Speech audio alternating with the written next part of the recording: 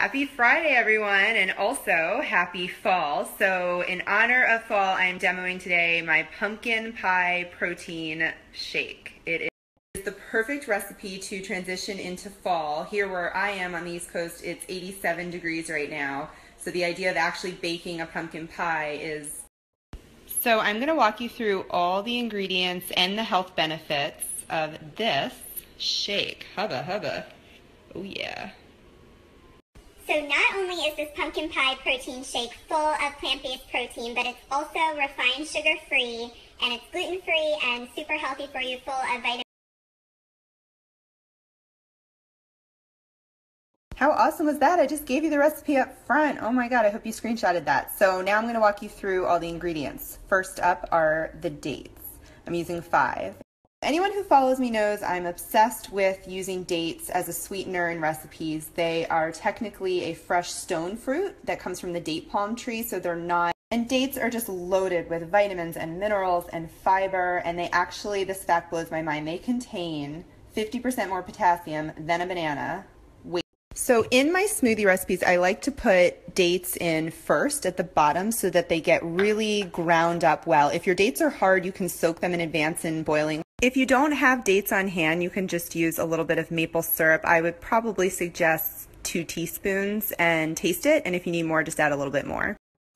Next ingredient is chia seeds, which is sort of optional, but I pretty much add to every smoothie and shake that I make because 1 tablespoon, which is what we're adding, is going to add. So 1 tablespoon of the chia seeds offers 2 grams of protein.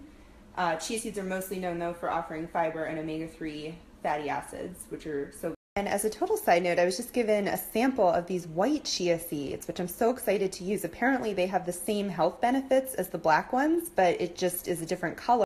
So I'm going to try out the white chia seeds in this recipe. Again, it's just a different color. It provides the same nutritional benefits as the black chia seeds.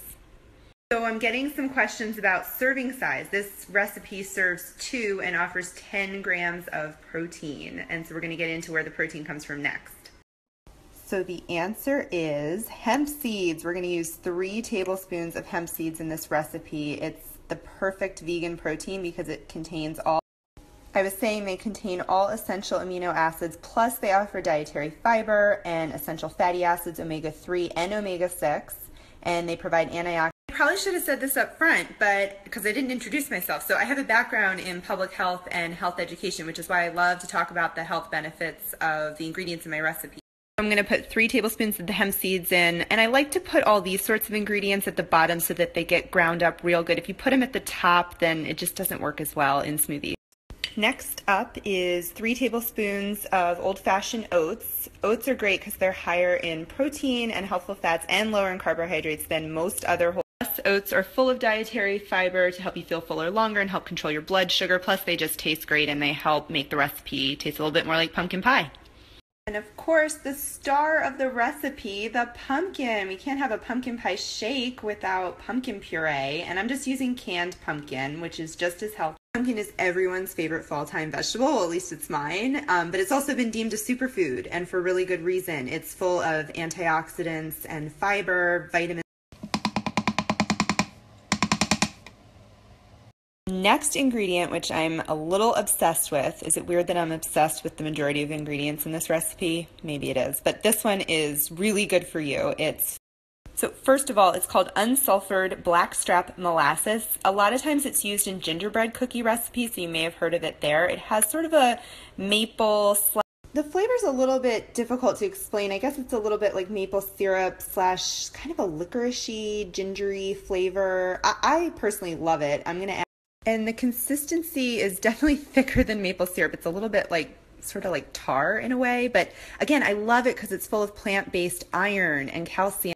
If you don't have molasses, it's fine. It's an optional ingredient in this recipe. It just adds some nutritional benefits and sort of a nice complexity of flavor, I would say. So don't worry if you don't have it. We are almost done. The rest of the recipe is just the spices, the milk, and the ice. So let me walk you through it. First up is the vanilla, and I am partial to vanilla bean powder, which looks like this. So in the recipe, you can use a half a teaspoon of vanilla bean powder if you have. If you don't have, then you can use a teaspoon of pure vanilla extract. Next up is 1 teaspoon of cinnamon. Then half a teaspoon of ground ginger. It's quite a lot of ginger, but I love ginger. If you don't love it as much, maybe cut back to a quarter teaspoon. Now, the recipe on the blog does not have ground cloves, but I wanted to give it a try today. I just really love ground cloves, so I'm going to do just a pinch, 1/8 a teaspoon of it.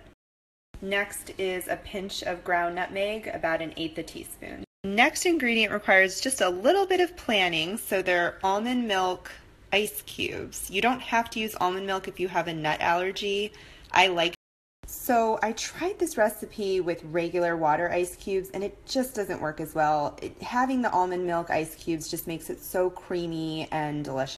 So the recipe calls for 8 of the almond milk ice cubes, and I used unsweetened vanilla flavored almond milk, by the way. But I'm going to start with just 6 ice cubes and then I'll add 2.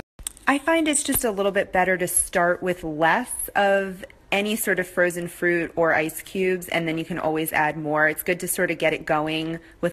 Next up is a cup of any non-dairy chilled milk. I'm using unsweetened vanilla almond milk here, but you could use hemp or coconut or rice milk or any kind of milk. They make milk out of everything, it seems, nowadays. So just use whatever you want. I just prefer the vanilla unsweetened almond milk.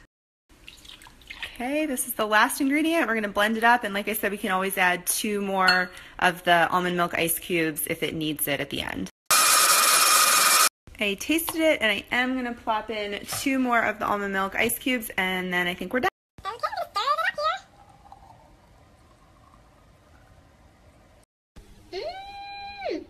It literally tastes like pumpkin pie in liquid form. Really, it does. Go make this now. It's so delicious and so healthy. Thank you all so much for following along today. I hope if you try this recipe, you love it as much as I do. It's a great post-workout or even pre-workout, and it's great if you need a great shake to power you through a long morning. It will keep you full for sure. And here is my Insta. You can see the pumpkin pie protein shake, as well as recently I posted pumpkin risotto. I also have a fall quinoa Buddha bowl and oatmeal. And all my recipes are healthy and plant-based, gluten-free, and allergy-friendly. A lot of nut-free options too.